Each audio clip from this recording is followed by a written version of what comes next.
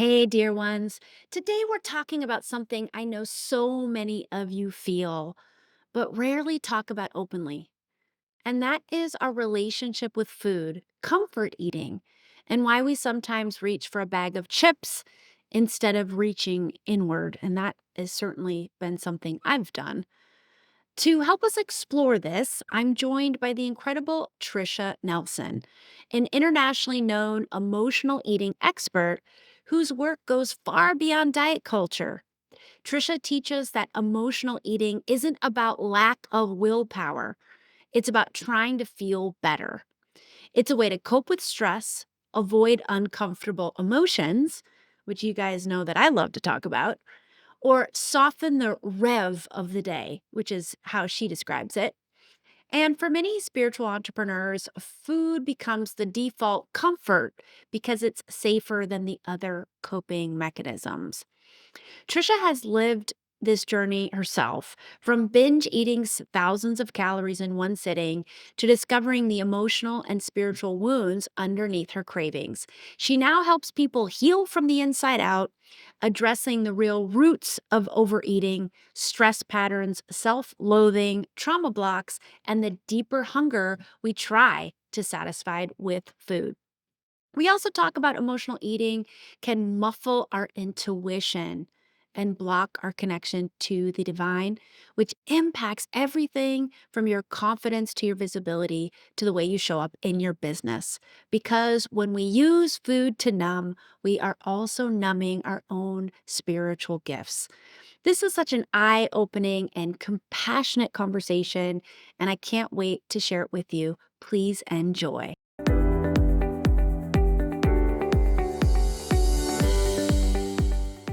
Welcome to Soul Guide Radio, Trisha. Thank you. I'm thrilled to be here. We realize that we have a lot in common in the country of the Netherlands, which is so Yes, we cool. do. Your Totally husband is cool. Dutch. Yep. And we've been over there many times since we've been together, caring for his parents and visiting friends, and I just absolutely love it. So that's a really sweet. I love having that alignment with you. I love it too. And we're both part of blended families. And Yep. my husband's first wife is Dutch. And ironically, she is, my older two kids live with her. So she's giving the kids the Dutch experience. And then we, the Americans, are giving the kids the Dutch. You see what I'm saying? How that's switched? Yes, She's giving them I the American experience, and we're giving them the Dutch perspective.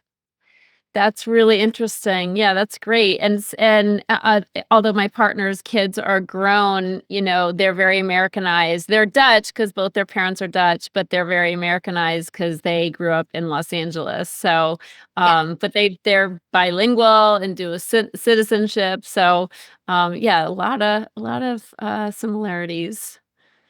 Love it. Okay, let's get into this amazing topic. We're going to be unpacking, and I haven't really had anyone on the show in a long, long time to talk about diet and eating and food, which is becoming like, it's always been a hot topic. But I feel like as we evolve to higher consciousness, it's really getting maybe like, I don't know. I guess I like to say like more complicated. I mean, I want to talk about food today, but like the health sector at large, there's so many things happening. And I do believe that it's more complicated in the United States than in Europe because there's just such a bigger conversation happening there and lots of people relying on like the latest technology in their health or Yeah. things that are like common practice there are less even talked about here. So, That so my question is, I guess, to like kick this off is sometimes it's just confusing and intimidating and it's like, gosh, how do I even know? And it's overwhelming. Yeah, it is, and it's so funny because I just did a talk to about 40 Dutch doctors, general practitioners. My partner's friend is several of his friends are GPs, and he read my book, and he puts on this conference. He's like, "I want you to come to the conference and talk about this because your approach is so interesting and different from what you hear about in the weight loss conversation." And so that was really, I was really impressed, that he was taking to my methods, because my method is really about healing from the inside out, which is what I did and how I healed, because I did all the diets. I did all the weight loss things, not all, because there's like, if you do a search on Amazon for weight loss, you get like 50,000 books, so, which all basically say the same thing, like eat vegetables and good proteins and good fats and, slow metabolizing carbs, whatever. They vary on that theme, but it's not a whole lot of different information. And diets don't work for people. Like 98% of all diets fail. So I was one of those quote failures, and so frustrated. And it wasn't until I got help to address the underlying causes. That's how I lost my 50 pounds and was able to keep it off, because no diet ever worked for me. So I was really gratified that the Dutch doctors were curious and open to this different approach to weight loss. I love that. Dutch healthcare is funny. It's got its like all healthcare systems, its ups and its downs, its, good sides and its bad sides. I'm a really holistic person. I often say to a fault, like I could be bleeding out the eyes and all I need to do is take a few eye drops and I'm like, "No, I want to do it the holistic way." But it is a pretty, like, generally speaking, holistic society. They don't default to medication. They try to find underlying causes and to let the old body work it out itself first. Yeah, And yeah. I really personally appreciate that. Um, Amen. yeah, amen. And I'm also appreciating sometimes you do need to go to the doctor and get medicine, and like I'm all with that. So like, yes. Yeah. But I do want to talk about like comfort food. I got a salty tooth, if you will. I like my chips at night. That's the thing. My go-to is like a nice bag of chips. Why is like a fatty bag of potato chips, which is just like oil and a bunch of stuff you can't even pronounce. It's like like whatever. Why is that comforting? Yeah, well, my experience is people who emotionally eat, and the definition of emotional eating is very simple in my book. It's eating to feel better. It's just eating to feel better, or eating to change how we feel. And I put it in those very non-clinical terms because I think it helps people understand what's going on. Because most people are like, "I'm not an emotional eater." Like, it sounds kind of messed up, like, to admit to being an emotional eater, but my experience, we're all emotional eaters. Like, look back to breastfeeding. I mean, that's the most beautiful form of emotional eating, right? You're emotionally bonding as you breastfeed. You're bonding with your child, and so there's nothing wrong with it. Like, that's what we, are acclimated to. And I think God gives us that ability to find comfort in food, because then we'll eat, and we do need to eat to subsist, so it's kind of built in.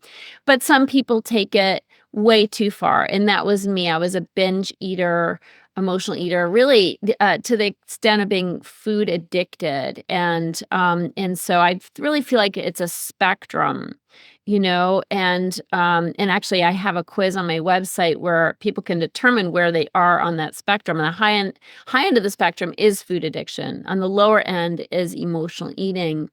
But, my experience is food is, especially sugar and carbs. Okay, so you named carbs as your thing, right? Salty, carby foods. And it's either sugar or carbs or both. And carbs do metabolize as sugar in our bodies. And so, it's kind of, when you break it all down, it's sugar. And sugar is highly addictive. Okay, that's why when you start eating chips, you can't stop eating chips. But also carbs and sugar do, they give us a serotonin hit. So you're relaxing as you eat the chips. Like, you're coming down from a busy day, being an entrepreneur. And so we need that. Like, we need to come down at the end of the day from our busy. It's just that food is not the highest and best form of relaxation and unwinding. It's just the most immediately satisfying form of relaxing and unwinding. And so, that's what's to me, that's why sugar and carbs are so effective, not only for the serotonin hit, but the dopamine hit as well. Like, they're feeling good. Like, they're feeling good, not just relaxing us. They literally are lighting up the reward center in our brain. And unfortunately, sugar is like one of the most addictive substances there is. So we're getting hooked. We're getting hooked, and it's hard to stop. But it's not our fault. It's like part of what our bodies are doing with the addiction. Now, the thing is, if somebody is like, okay, no carbs or sugar for me, I'm going to go on a carnivore diet. I'm going to eat just straight up meat. Sure, that can help.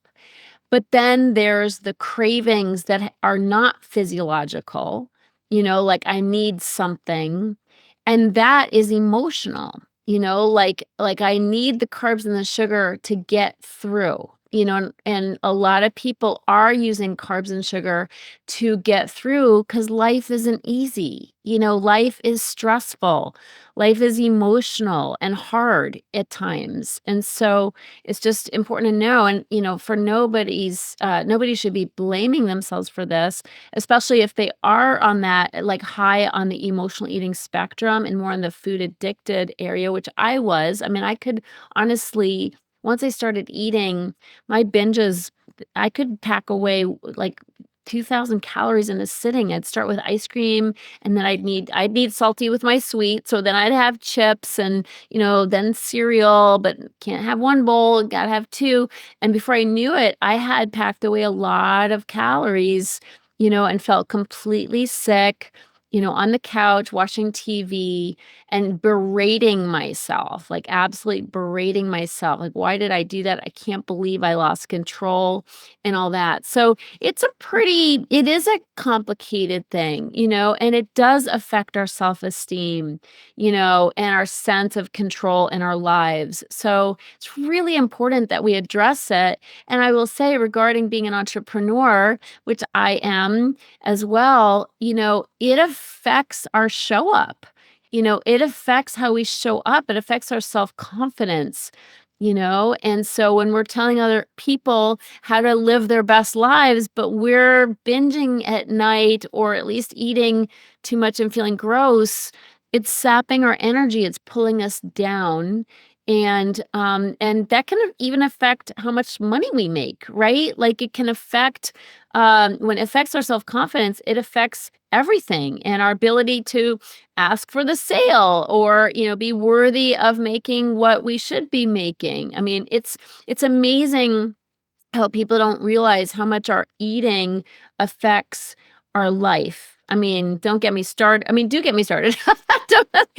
Our sex life, right? Like, who wants to, after overeating, who wants to have sex? Like, not really. I just want to pass out, and it's affecting the clothes that we wear. We can't really fit into our cute clothes that are collecting dust in the back of the closet.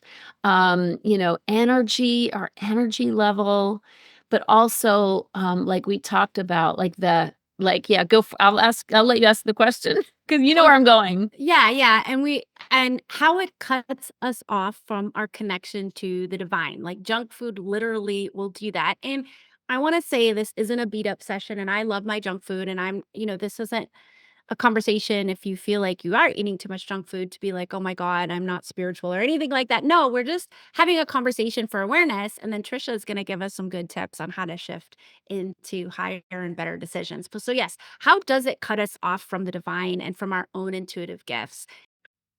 I love talking about this because it is so overlooked. And I do actually, when I am talking with people, I do bring up their relationship with the divine, because we think that's all fine. And then we have this food problem over here, but they are connected because, I believe we have that still small voice inside of us, right? That intuition and that beautiful guidance. I call it my internal GPS, God-powered solutions. But if we're overeating and not feeling our best, it's gonna be harder to hear the voice. Like, it's gonna be harder to tap into our guidance because literally our channel is blocked. Like, we've muffled it. Like, we've muffled the voice, that beautiful, dependable voice inside of us, always guiding us, always protecting us, always wanting the best for us, but we snuff it out with food, literally, or not literally, I guess, but it's feel like that's what's happening. And it does skew our intuition. And I always talk to people who do struggle with food and weight. And again, I would recommend people take my quiz because if you're on the low end of the spectrum, like you said, it's like you might need to just give yourself a pass, like it's like once in a while, perhaps you're eating too many chips, fine, right? If it ain't broke, don't fix it. But if you're on the higher end of the spectrum and you find yourself feeling out of control or losing control around food, that's when we really, we need a solution because you're not living your best life. So the term intuitive eating, I call it 3-meal magic. So this is like the only food advice I give people because people who come to me, they're not stupid. They've read so many books and done so many programs. They know salads are healthier than pizza. so so here's the thing: making sure you do eat 3 meals. But my hack is nothing in between. Okay, so and I call it 3-meal magic because it is the in between, the snacking. And even the hummus hummus, it can, like, you can Yes, pack on some pounds that way too. that's So true. so that Hummus is not is good. I'm a it's not vegetarian, calorie so free. it's like a good thing to have, I think, like as part of your main meal. But it Yeah, has a lot yeah. of calories in it. Yeah, you can get away pretty. I mean, I could eat like half of one of those containers, frankly, if you give me enough carrots. So, but anyway, it's really the 3 meals with nothing in between. I call it 3-meal magic because it is pretty magical in that the in between, it's not a diet, it's really a way of starting to connect with our emotions.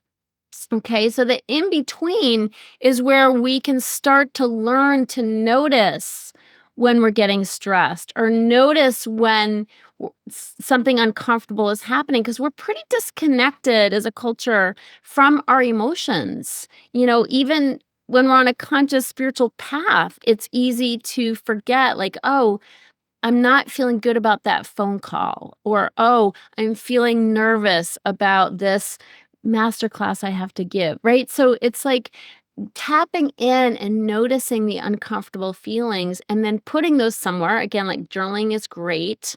But doing something with those, they're not like super big emotions, but they don't have to be to irritate us or make us feel uncomfortable enough to say what's in the fridge, like, is there any of that stuff from last night it's like we go to food so easily when we're feeling uncomfortable. So not like really making an effort to not snack in between will force you to then sit with it and notice. And we sort of have to learn, like literally learn to be more in touch with our emotions and to learn healthy ways, and places to put our emotions instead. So that's just a recommendation. And what's good about 3-meal magic too, Allison, is skipping meals is a setup like you're talking about. I mean, you may not have skipped meals, but under eating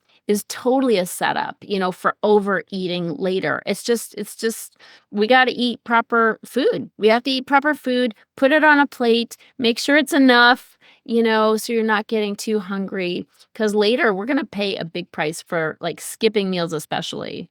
Yeah, totally. I love 3-meal magic. I mean, that works for me. I notice if I like eat a meal and I feel like healthy full, not like overly full, but like my body is like, I am full. I am satiated. That is when I'm like the best. And I can feel it. It's like that click. It's that sweet spot, full, but not too Yeah. full. And I do Yeah. that 3 times a day.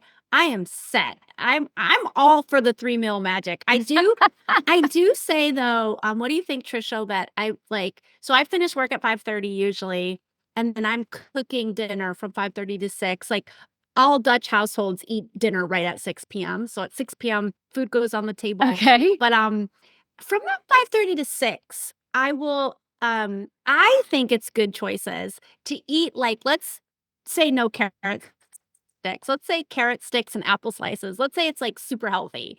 Would you say that's okay or would you say no, hold out to the meal? Well, I mean, I'm gonna be tasting whatever I'm cooking, make sure it tastes good, but, for sure, carrot sticks are always gonna be healthier, choice, but I would challenge you to change your schedule a little bit and give yourself a moment, even 15 minutes, stop work at 5:15, give yourself 15 minutes to just, like, "Mommy's gotta go," take a time out, and go to your bedroom and light a candle and, like, listen to some music for 10 minutes. I mean, just do something, again, to bookend your day with some relaxation. Because that's, it's we're in the rev from work, and we wanna come down. And foods like the snacking throughout the preparation of the meal is your way of coming down from the stress, and so be more intentional about coming down in a healthier way that isn't adding food to your plate. Brilliant. Because I'm really bad at that, Trisha. I go race from last I plan of the know. day, I last get class of it. the day, and I race downstairs. My daughter's getting home from school. She's ravenous and she always wants an after school snack. And then the snack is right before dinner. And that's a trap I gotta get her out of. First, I get myself out of it, and then I gotta get Yeah. her out of it. So she gets home, and we just go straight to dinner, Yeah. on the days that she has aftercare 3 days a week, and so those are the days that she kinda gets home around 5, and then it's like, she's that ravenous, because she Yep. hasn't had her 15 minutes. Yep. So I love the idea of the spiritual practice in the morning, which I have most of my listeners, I'm sure will have variations of it, but you really using that as an opportunity to fill yourself up from perspective of making good food choices throughout the day, nourishing food choices that really serve Yeah. you. And then having that when you wrap up your day, that 15 minutes to come down, transition from work mode to family, dinner, evening mode. And I think that is really, really, really going to help people stay on track. And I am a firm believer, and I can tell you from experience, I always feel my best when I myself do the 3 meal magic. So you have Yeah. totally inspired me to reinforce all my habits around that. So, Trisha, I would love for you to leave our listeners with an invitation. Yeah. So, I mean, my invitation is look at your schedule. Where can you delegate something? Where can you discard something? So that you can start to have a little bit more spaciousness in your schedule, especially first thing in the morning, but also at the end of the day, the work day as well. Because I know it's not easy being an entrepreneur and having the pressures and the stress around that.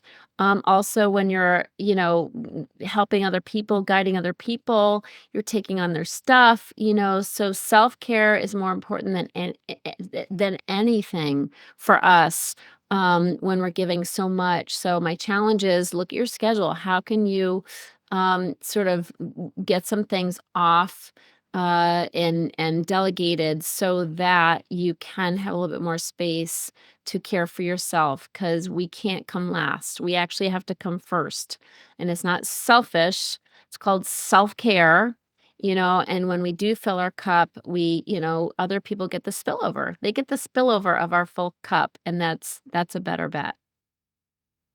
Beautiful invitation. Thank you so much. And I know that there are going to be some listeners who will want to find out more about you and connect. How can they do that? Yeah, I'd say, go to my website. Definitely, it's called it's healyourhunger.com, HEAL, healyourhunger.com. Take the quiz. It's right there front and center. It's a free quiz, takes 3 minutes, but it will tell you where you are on the emotional eating spectrum, and that's really based on, the amount of control that you have and the consequences. That's gonna help you, determine where you are there, and then you'll get next steps after that. But I think that's a great place to start. My TEDx talk called Emotional Eating: What If Weight Loss Isn't About the Food is there on the homepage, and my podcast as well, which you're going to be a guest on. So you can get it all at healyourhunger.com.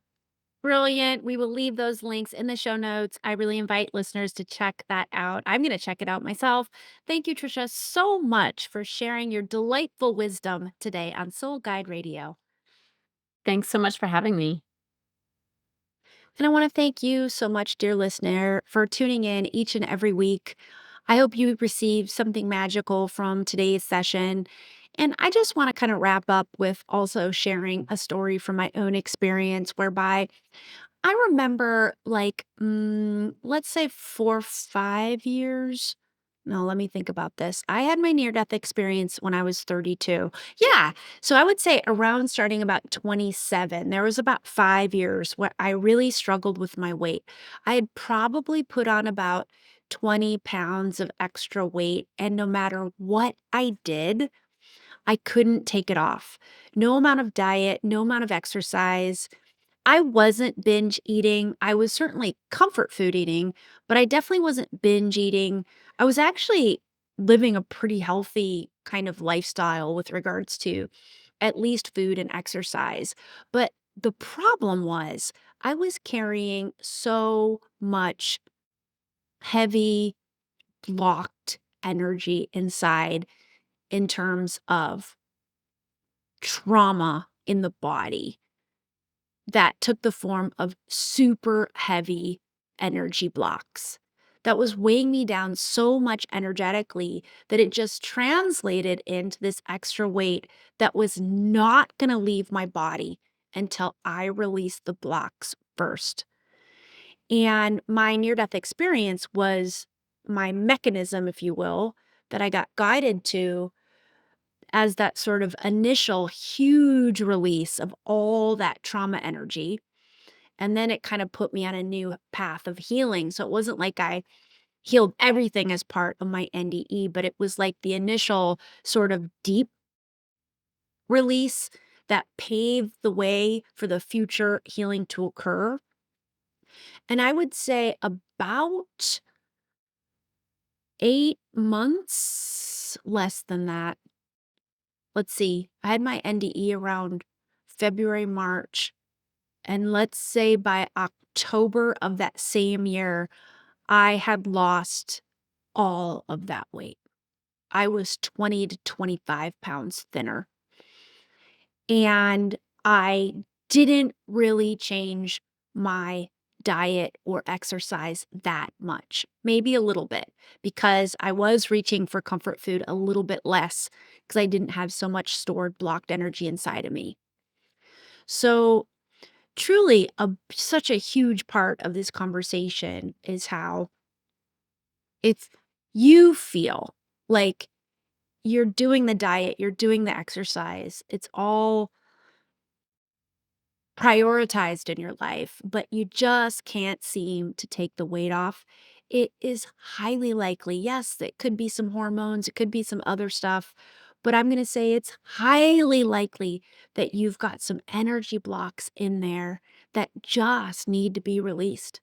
And releasing those energy blocks will pave the way for that weight to also come off of your physical body. So if you'd like my help in exploring that, you can DM me on Facebook or Instagram or send me a message at allison@allisonscammell.com or just head to the show notes and book a time to chat. And we can explore how I can help you release some of those really heavy energy blocks just to pave the way for your own health and well being going forward. And I would love to help hold the space for you to do that. All right. I want to thank you so much again for tuning in this week and each and every week. If you receive something special from this episode, head on over to wherever it is you listen, hit subscribe, leave us a rating and review, and I will read your amazing words on the air. And as always, until next time, may your soul guide the way.